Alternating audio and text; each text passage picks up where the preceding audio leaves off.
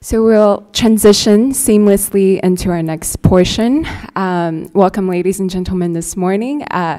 As you guys have seen, this is a very interesting topic and one that we will continue to discuss with our current very distinguished panel. I just would like to welcome you once again. And I want to thank Congressman Forbes' office for helping us administratively to set up everything here. So let me introduce our panelists really briefly so we can move into the discussion itself. On my right, I have Dr. Richard Bush, who many of you already are familiar with. He is the Senior Fellow at Brookings Institution. He also holds the Chen Fu and Cecilia Yanku Chair in Taiwan Studies. He is also the director of the Center for East Asia Policy Studies. He served as the chairman and director of AIT for 5 years prior to his time at Brookings now. Next to him, we have Mr. Randall G. Schriver. He is the president and CEO of the Project 2049 Institute. Also, that makes him my boss.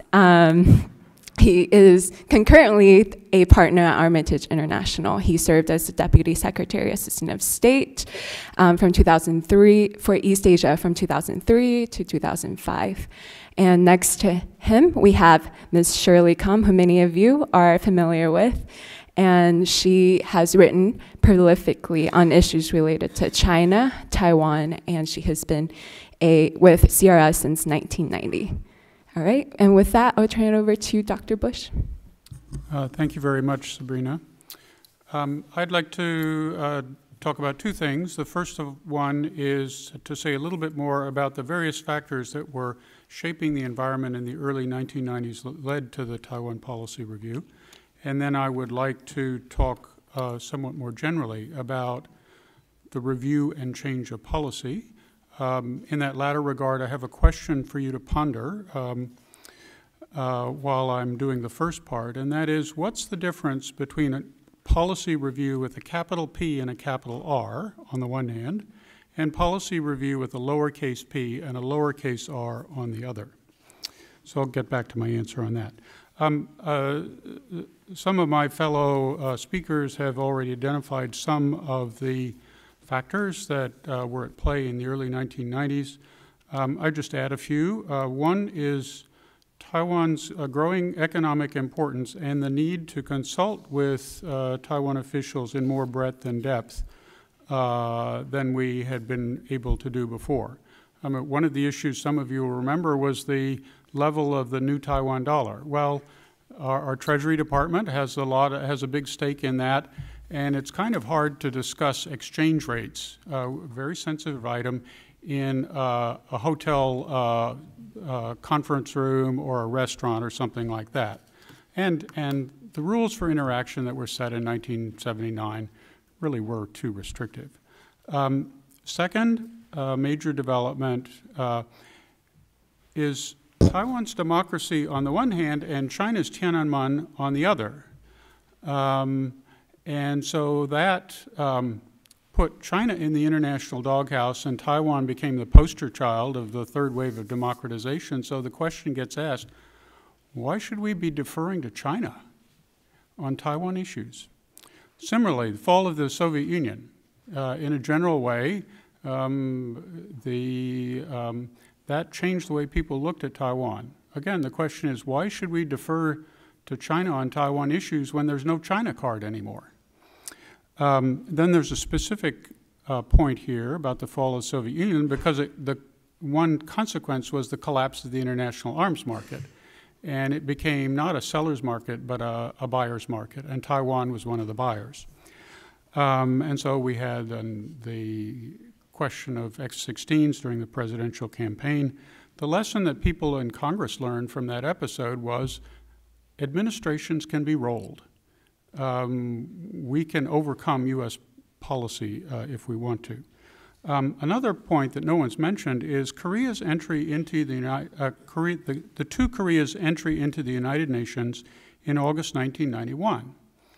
Before too long, my good friend Annette Lu was asking the question, well, if the two Koreas can't be in, why can't China and Taiwan be in? And so she started a campaign within Taiwan politics, which the Lee administration felt it had to respond to, and that meant it needed more flexibility from the United States on international space. Bill Clinton's victory in 1992, I think, changed the environment, particularly in these buildings here. Congressional Republicans no longer felt that they had to show restraint on Taiwan matters just to take account of the political needs of their president. With Bill Clinton, it was fire away, and do so regularly. One of the issues, one that I got into very deeply, was an amendment by Senator Frank Murkowski on arms sales, and this was really going after the so-called bucket, and it took a long time to resolve. We finally did. More consequential was President Lee's stopover in Hawaii, and the subsequent outcry here on the Hill, and by the summer of 1994, there were amendments being offered to try and affect policy. So what we see is there's a very specific set of events that created the context for the Clinton administration and how it conducted the Taiwan Policy Review, capital P, capital R, and the issues that were addressed. And I mean, the bigger point is that we were working in an environment where Taiwan was changing in profound ways from the status quo that had existed ever since 1949. The world was changing, the United States was changing, and so some adjustment was going to be required. It is significant that those factors that shaped the environment in 1994 don't exist anymore. And we need to conduct U.S.-Taiwan relations in the context of our times, while recognizing that Taiwan continues to evolve. Now, others have talked about the content of the policy review, so I won't need to go over it. I would only note that for all the furor about Lee Teng-hui's stopover in Hawaii in April of 1994, in September of 1997, Barbara Shoggy and I went to Hawaii to facilitate, along with Jason Hu and others, a transit for President Lee that did exactly what he wanted in his 1994 transit. We made the adjustments. Now let me come back to my distinction between policy reviews, capital P, capital R, and policy reviews with lowercase initial letters. Now the reality is that governments usually keep open the possibility of reviewing policy all the time. Governments must react to what other countries are doing, and in this case, the United States has to react. Crises have a way of creating policy changes. Particularly important in the United States is that a change in administration from the control of one party to another almost guarantees policy reviews, but they're lowercase p, lowercase r policy reviews. Bureaucrats who are waiting for the new set of masters to come in, and mistresses, do their own review to try to steer the new administration towards the status quo. The new administration does a review to get control of both policy and the bureaucracy. And we know from Bob Suettinger's excellent study that work was being done early in the Clinton administration by on how Taiwan policy should be changed. Nancy Tucker's Straight Talk even tells us that the State Department person responsible was a friend of ours, David Keegan, who unfortunately can't be here today. I think what's special about 1994 is that there are accumulated changes in Taiwan, China, the international system, plus the congressional pressure, and that turned lowercase policy review into an uppercase one. But the process of review and change never really stopped with the TPR. As early as early 1996, the Clinton administration decided that it needed a new venue for official contact. And none of this was in the policy review, but this venue was our Deputy National Security Advisor met on a periodic basis with the Secretary General of the ROC's National Security Council. Never been done, but we just did it.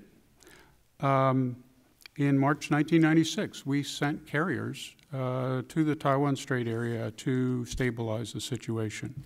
Mill-mill relations became more open and more flexible during the Clinton administration. There were a number of successful transits.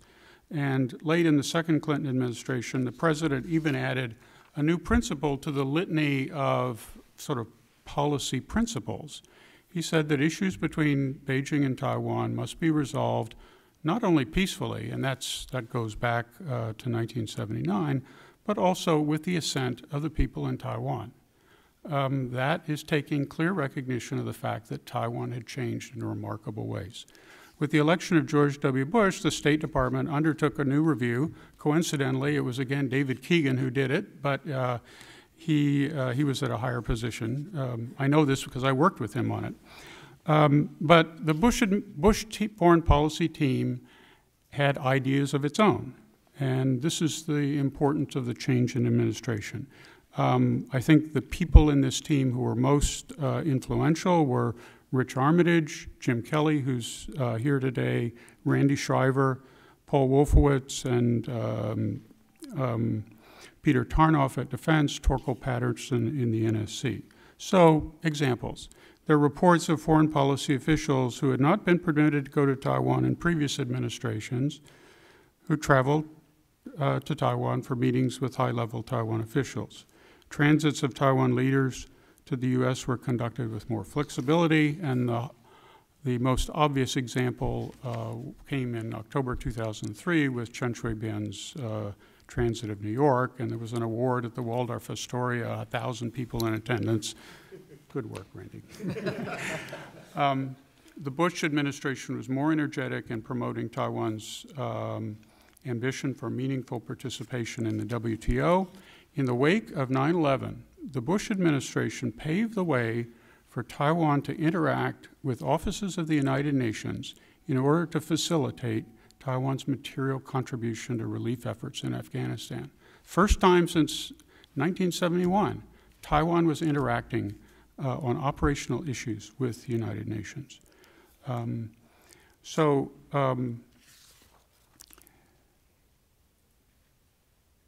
Policy review and policy change occurs without doing a foreign policy review. Let me mention one thing in the Obama administration, and there were changes then, and that's one that's already been mentioned. All of a sudden, Twin Oaks is being used for Double 10.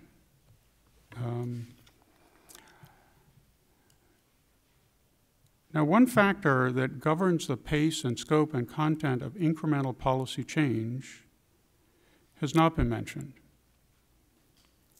I noted before President Chen Shui-bian's October 2000 speech at the Waldorf. That, I think, was the high point of Chen's relationship with the Bush administration. A few weeks later, he announced that there was going to be a national security referendum. That spooked the Chinese. December 9th, President Bush publicly is criticizing Chen Shui-bian. And there begins 4+ years of difficult ties where the United States believed that the Chen administration had chosen to pursue goals that were in conflict with the interests of the United States. And in the context of those conflicting goals and mutual mistrust, it's kind of hard to consider incremental steps to improve the conduct of the relationship. So let me offer you 3 takeaways. Oh, I'm sorry, let me back up. We've seen a lot of improvement since 2008, and the reason for that is that President Ma decided to pursue goals for Taiwan that were more consistent with U.S. national interests. So other changes in our relationship become easier and possible. So 3 takeaways. The circumstances that led to the Taiwan Policy Review of 1994 were special and a function of the developments at that time. Lowercase policy reviews occur and should occur in the course of conducting bilateral relations and in the response to new circumstances. These may not get a lot of publicity. They may get no publicity at all, but they are effective. They can be real, and they deal with the problems that come up. Third, the key variable in assessing the probability that U.S.-Taiwan relations can improve is the degree of alignment between the basic policy goals of the government in Taipei and the government in Washington. Thank you.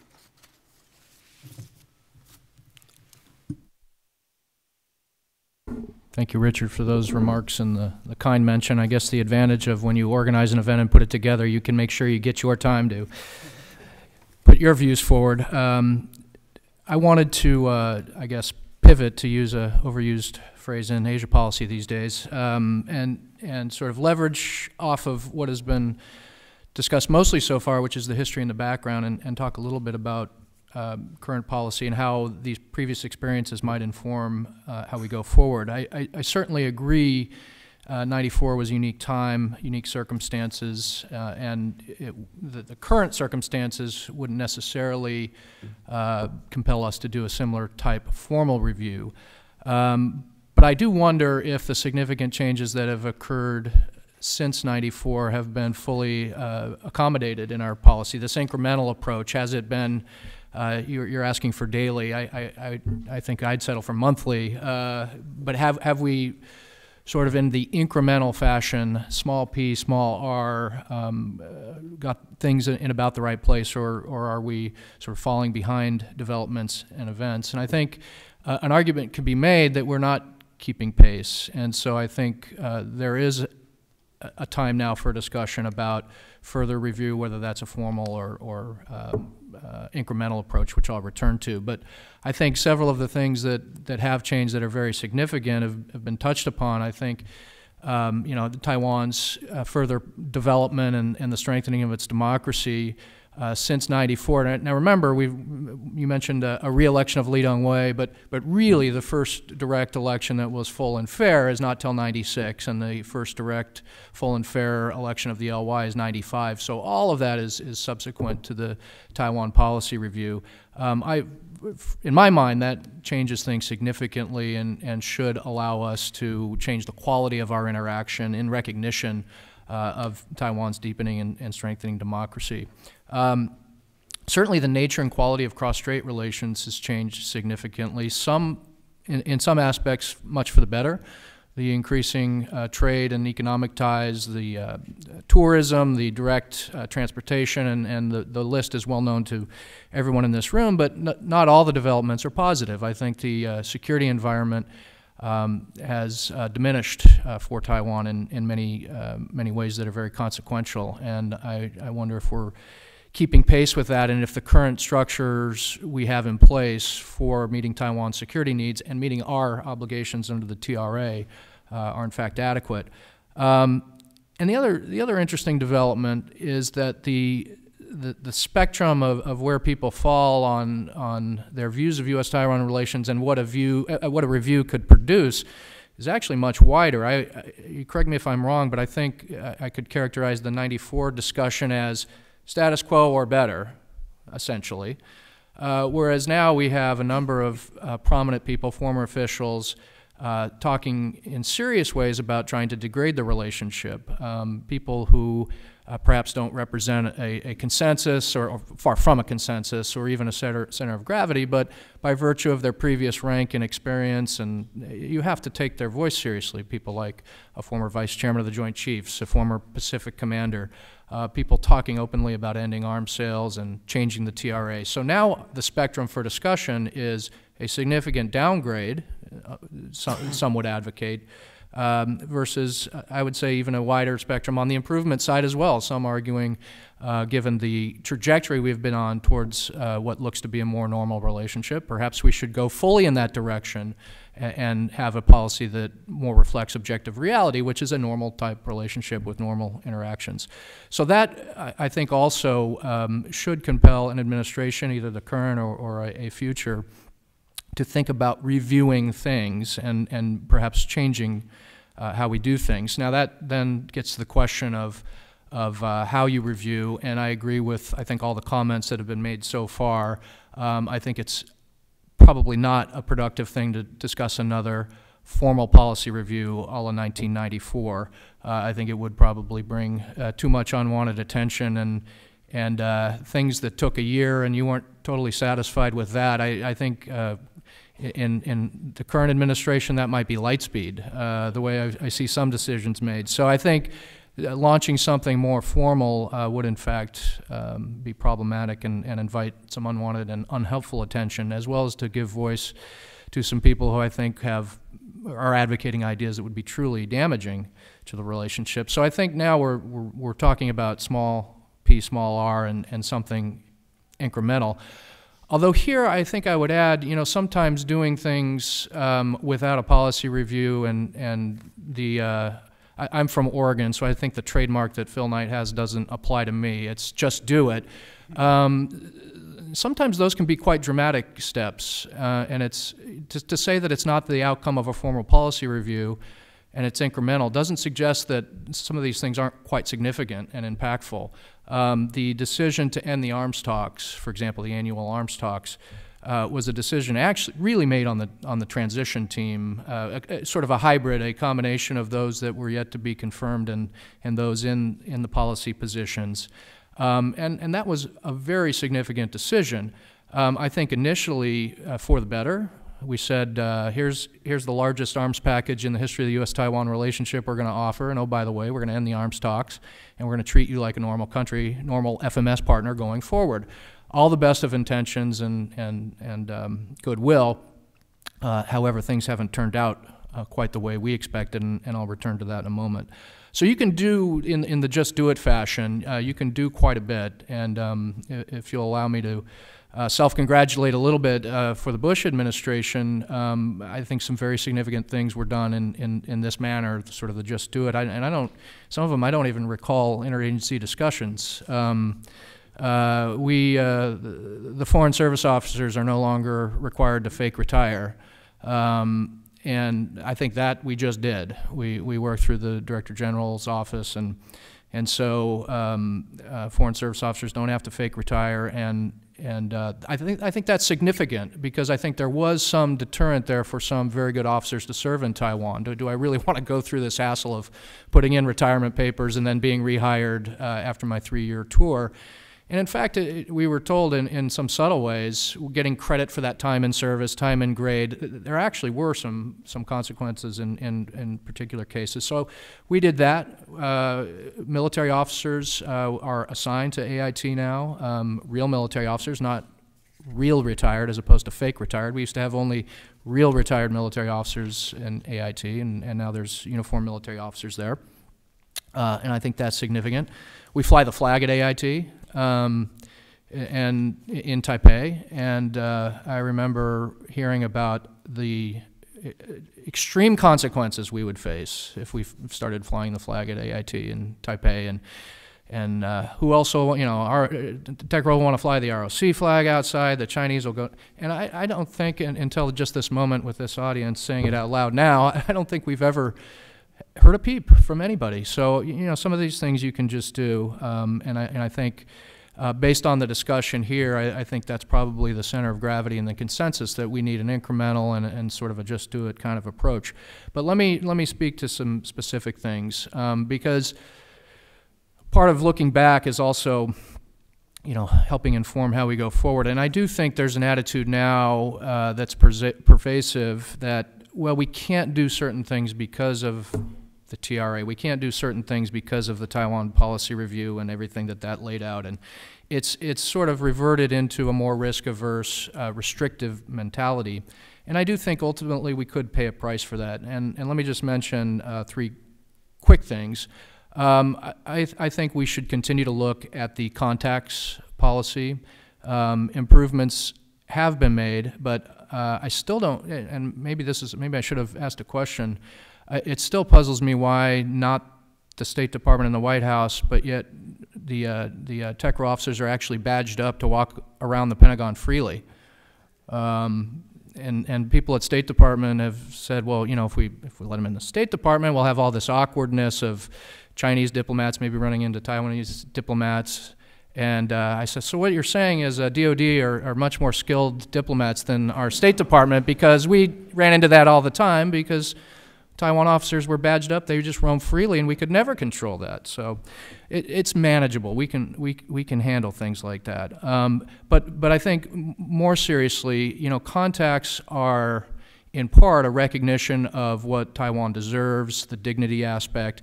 But there's also some real practical reasons to improve contact. You know, things are stable and pretty good right now between the two sides of the strait, the security environment notwithstanding.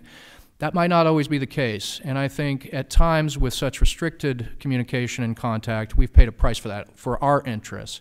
So I think changing that, incrementally changing that before we arrive at another crisis point would be to our advantage. You know, presidents think differently than the normal air breathers that we all are in this room, and foreign ministers and secretaries think differently. And I think we pay a price when we don't have that kind of communication. And the minute it was sort of presented to me that we might have a Ma Ying-jeou Xi Jinping meeting, the first thought that occurred to me is it really possible that the president of Taiwan and the general secretary of the Communist Party in Beijing would meet and have a conversation before our president would talk to the president of the ROC Taiwan? It seems to me that would be a failure of our policy.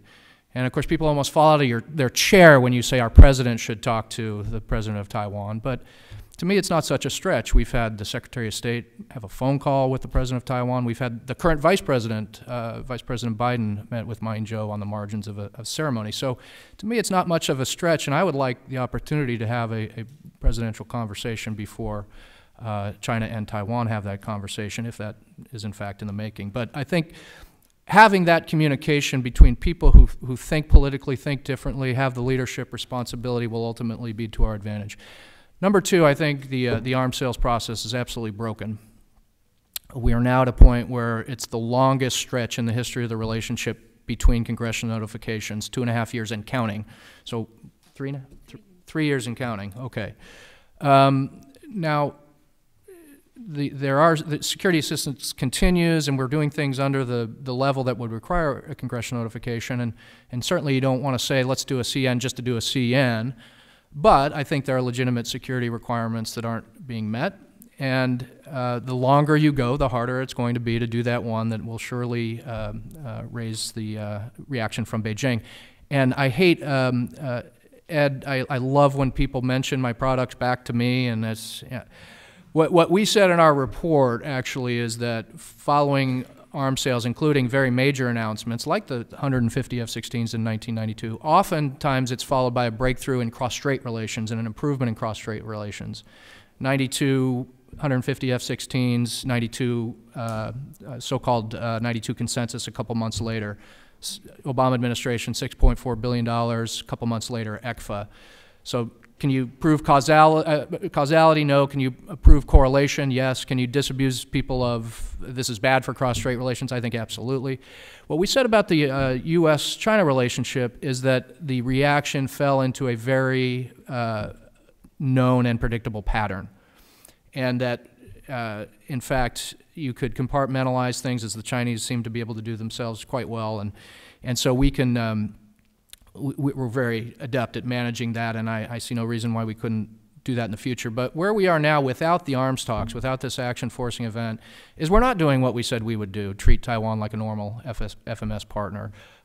We've created a system where LORs are impossible to submit until it's, quote, the right time in the U.S.-China relationship. How many right times in the U.S.-China relationship did you all experience when it came to Taiwan arms sales? So it's really created a de facto freeze, and you know I'll be happy to entertain any response to that. But I think the record speaks for itself now, 3 years and counting. So something has to be done to fix that, whether that's a return to something like the arms talks, or just doing what we said we were going to do. You submit an LOR, and in accordance with our law, we'll respond in a particular number of days. And then number 3, I do think on the econ side, I agree very much with Ambassador Lord on TPP. We started in the Bush administration to use the meetings themselves as leverage and or the lack of a meeting as a punishment for things we didn't like beef, for example. So we did the most counterintuitive thing to me, at least. We canceled all our talks. And any other relationship in the world, when you have a problem, a difficult issue to resolve, that's when you get together and talk, particularly when you're talking about a friendly country or an ally. Well, in Taiwan's case, of course, we just refuse to talk, and we do things in reverse. We say, you solve that problem, and then we'll talk. And I think, although beef is now handled, I think there's sort of a pervasive attitude still that our contact is a reward for behavior that we want to incentivize. And there's not full-throated, at your words, and full-spirited support for a pathway to TPP, which I think would be absolutely critical. I hope my own government here in the U.S. gets fully behind TPP. Wonder about that sometimes as well. But I think Taiwan's inclusion is absolutely critical. And so I think that would be part of, whether that's the small p, small r, whatever that may be, I think that's a critical component. And I would encourage, if to the extent there are discussions in the administration, don't feel shackled by the TRA, Taiwan Policy Review. These are self-imposed policy restrictions that can be changed. Thank you. Shirley? Okay, thank you very much. There is a lot of agreement, I think, among us, and upon reviewing the record for this event, I really do agree that there has been a lot of changes. Evolution, if you will, which is the title of my CR's report about the One China policy, there has been a lot of changes and evolution in how we do things, even before and without the Taiwan Policy Review. The first cabinet-level secretary to visit was in 1992. That was before the Taiwan Policy Review. And we've had a number of changes, and just to, because there's so many changes, I don't think everyone can mention them all, just to supplement and talk about some of the changes that have happened that have not been mentioned, just to supplement the discussion. We also had a major policy change in 2002 where the defense minister is allowed to visit the United States. The defense minister of Taiwan is allowed to visit the United States, not on a transit basis. And this was a policy change in 2002. In 2011, Taiwan's October 10 National Day was allowed to take place in Twin Oaks. That was in 2011. In 2005, we started assigning active duty military officers to our office in Taiwan, headed by 2 officers headed by 2 colonels. We have, Randy talked about the flag. We also have Taiwan in the visa waiver program. Major attention to that was right here in Congress, pushing for Taiwan's entrance into the visa waiver program, which took place in 2012. And we also have Taiwan in the WHO, and legislation that President Obama signed, Public Law 11317, for Taiwan to be an observer in ICAO, and that was in, Taiwan attended in some capacity, was not as people had wanted, but that took place in 2013. And so some points of a slight disagreement, I would say, is talking about the F-16 sale in 1992 with the first President Bush. And I think that if Jim Lilly were here and if someone wanted to channel him, I think the argument would be that there were valid defense-related reasons for President Bush to make the decision to sell the F-16 fighters to Taiwan.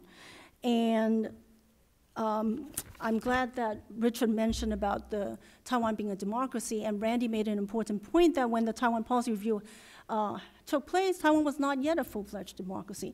And in fact, it was Richard's boss here, Representative Solars in Congress, who played a very important role in pushing for full political liberalization and democratization of the KMT regime. So going forward, there are, first of all, I also should say that this is by no means representing any particular views of CRS, and I take no positions on any of this. But I would, my point is to say that if Randy were to talk about how, take the Nike slogan of just do it, and he pointed to important change in dropping the arms sales talk, and that was in 2001, by the way. So, and other important changes like not requiring Department of State and Department of Defense officials to technically and legally separate from their assignment. The one point I would just supplement, I guess, is that it actually did take congressional action. It was not simply the administration saying, just do it. There was a law that was passed by Congress, and the legislation was the Foreign Relations Authorization Act for FY 2003. And the legislation was requested by the Bush administration. It was passed by Congress, so that it did take an important congressional role. It wasn't just so simple as the administration saying, well, we're going to do it. Arms sales to Taiwan, there's been some discussion back and forth here about how it actually did not damage, but perhaps actually improved the cross-strait relationship, which confirms the premise of American policy, which is support for Taiwan's security actually helps Taiwan to become more confident in engaging with the PRC across the street. And I would just add one other point, is that the arms sales to Taiwan also have not damaged the U.S.-China mill-to-mill relationship, as a lot of people think. That is also another conventional wisdom that I think should be addressed. So the changes that have taken place, I think, would raise some issues. Now, if we build on what Randy has said, which is there's certain perhaps backsliding, certain progress that has not taken place as people originally intended, with intentions of at that time. Now, we've had no notifications to Congress of major foreign military sales to Congress for 3 years now. There is the issue of how to sustain the cooperation if that is the intention. How do you maintain the momentum? And so one of the questions is, doesn't it take two to tango? And if we don't maintain these changes in policy, then they can go away. People can be lulled into thinking, well, that's the way it has been done, and they don't realize there was actually an important change in policy. On our side, there was no cabinet rank visit by a cabinet rank secretary for 14 years, from 2000 to 2014. On Taiwan's side, there's been no Minister of Defense visiting since 2008. There's been no Chief of General Staff visiting since 2009. And people can't even remember the last time Taiwan's Minister of Economic Affairs visited for a bilateral visit that was outside of a multilateral type of meeting. And best I was able to establish was perhaps it was about maybe 7 years ago. Another issue is, how do you achieve certainty? If you don't have the annual arms sales talks, is there an issue of bringing that back, or perhaps finding a way, and this might take congressional action as well, for both sides to have some certainty in their planning process. In other words, we cannot complain about Taiwan's low level of defense spending if at the same time we're not providing more certainty for that planning process. And that comes back to the administration and the so-called interagency reviews, such as for the Sabrina program, that can go on for years and years and years with no answers when members of Congress ask about it. And so if there are changes, are there changes just for the sake of changes? What would we be trying to achieve would be another follow-up question. And one of the challenges has been to boost Taiwan's prioritization on national defense, for example. And so if we were to ask about such changes, one, a follow-up question would this help in another objective of US policy, which is to encourage Taiwan to spend more on defense and to pay more attention to its own self-defense. Let me stop here. Thank you very much.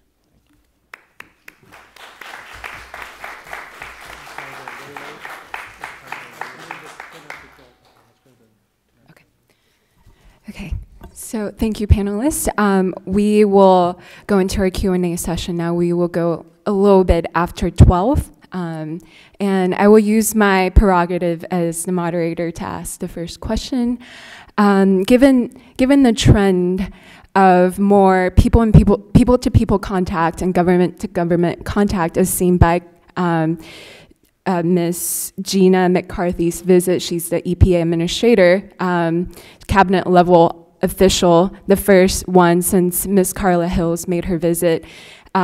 She visited earlier this year. Given these different exchanges that are going on, can we count on a direction moving towards a more normal relationship between the U.S. and Taiwan? Can I ask Dr. Bush to answer that and other panelists?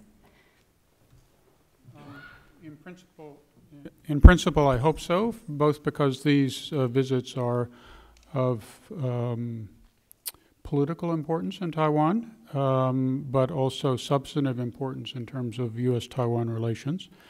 I would go back to what I said before, and that is the governing variable is the consistency of Taiwan policy on the one hand, especially towards China, and U.S. interests on the other. That provides the context into which all these other decisions are made. I agree with Richard. I think the other factor is, even if it's unstated, when the PRC and Taiwan start meeting government to government, official to official, which they've done, and you can't be a little bit pregnant on some of these things. Once you've had government to government contact, I personally think that gives us the latitude to do more ourselves in terms of that, what looks to be a more normal relationship, more normal interaction. And I think that should be sort of the guidepost is to move in a direction closer to what's really the objective reality, which, you know, Taiwan exists as, in whatever the formulation, President Ma has a formulation of it exists as an independent country under its current constitution, ROC, whatever that formulation might be. I think we want to move in that direction as closely as we can.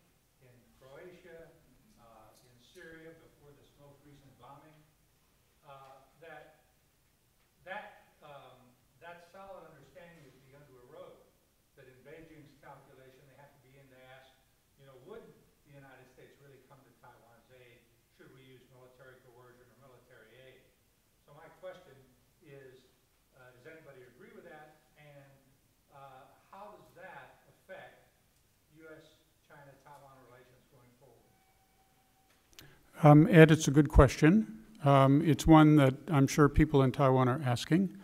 I think we have to disaggregate Beijing.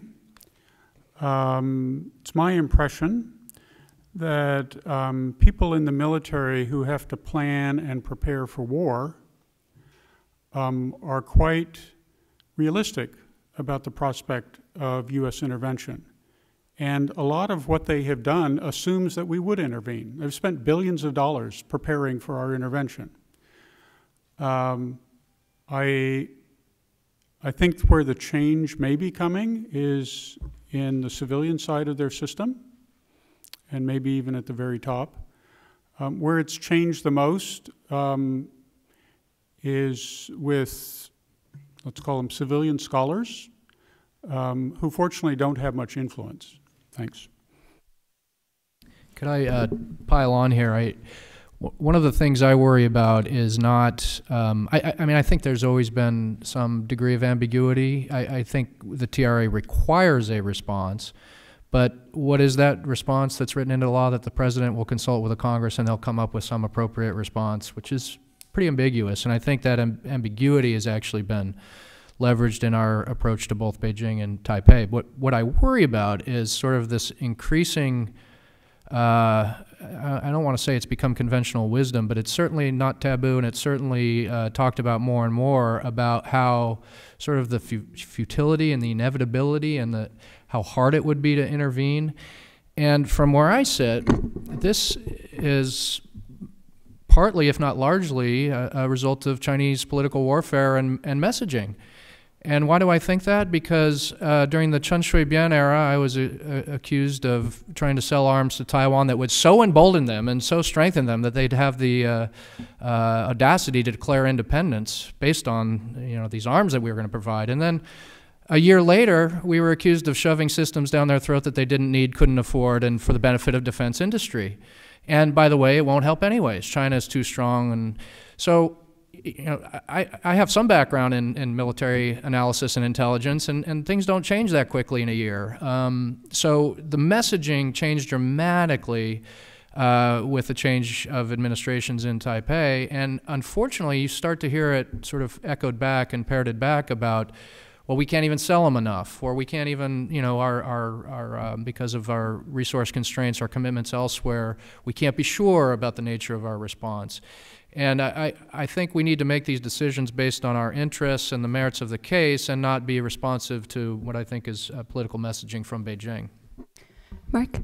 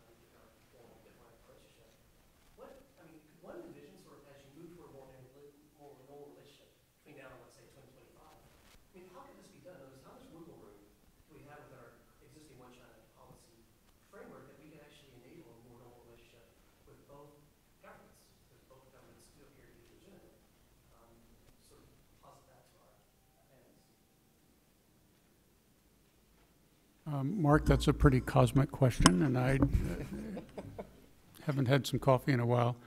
I guess I would come back to what I was, well, first of all, I think in this particular respect, to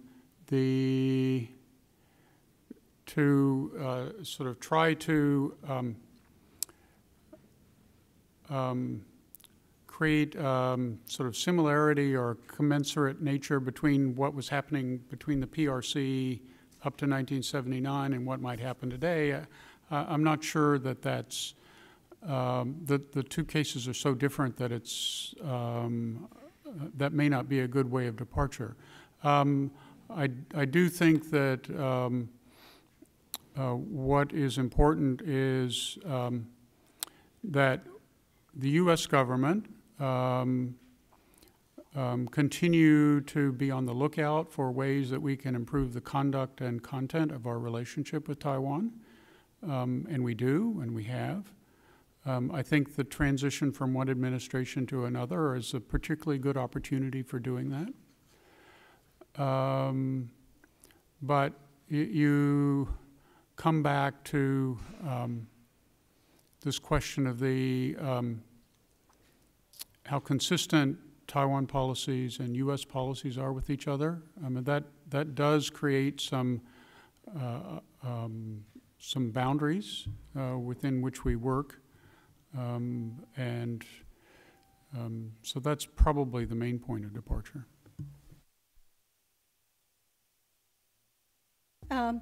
Well, for one thing, on the administration side, they're constantly asserting that we have an unofficial relationship.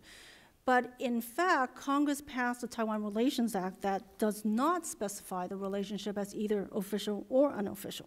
That is not in the TRA, because Congress was actually quite, shall I say, wise in realizing that you really couldn't draw such a line, and so that is not in the TRA. So the State Department really can't say that their policy of so-called unofficial relationship is based on the TRA. That's just not true. The second part is that on Taiwan's side, I mean, of course, on our side, there are a lot of other marginal things that can be done that a lot of people would have ideas about, and we can get into, as follow-ups. But I think on Taiwan's side, I think it would help, again, on this theme of, it takes two to tango. This is not just about the United States. And Taiwan has a lot of work it needs to do, too. And I think it would help, to answer your question, if on all the different engagements that we have, and they have proliferated across the board, across the whole gamut of U.S. government policy areas, both executive branch and the legislative branch, I think it would help if Taiwan's engagement was more substantial, substantive rather than symbolic. Okay, John.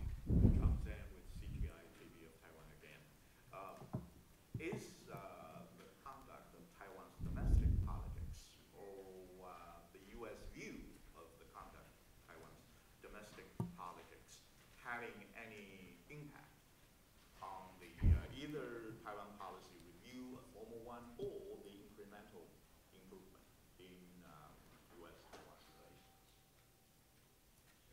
relations? Well, I think it's been having an impact since the early 1990s. It has different impacts at different times, and the policies that the elected government in Taiwan adopts on a variety of issues have an impact. So, sure. That's part of the reality. That's one of the profound ways in which Taiwan changed and, in effect, became an actor in its own right that we could not ignore. So I think we have time for one more question, sir. Thank you. To the panel, one of the things that can you identify yourself? Sorry. Can you identify yourself?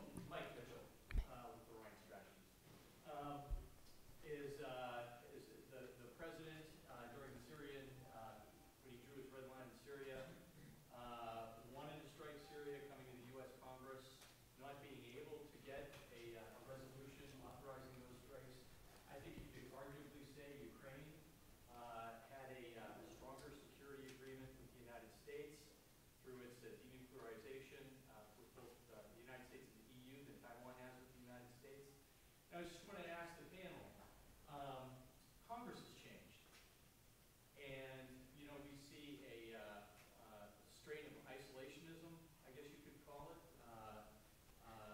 within Republican Party ranks, which has always been a sort of a bedrock base of support for Taiwan. And do you think that if push ever came to shove in the Taiwan Strait, that the president would be able to come to Congress and ask for some sort of authorization before he would use force? I mean, it gets incredibly complicated, and presumably, as we see an aggressive and probing China, I think this eventually is clearly where we're headed.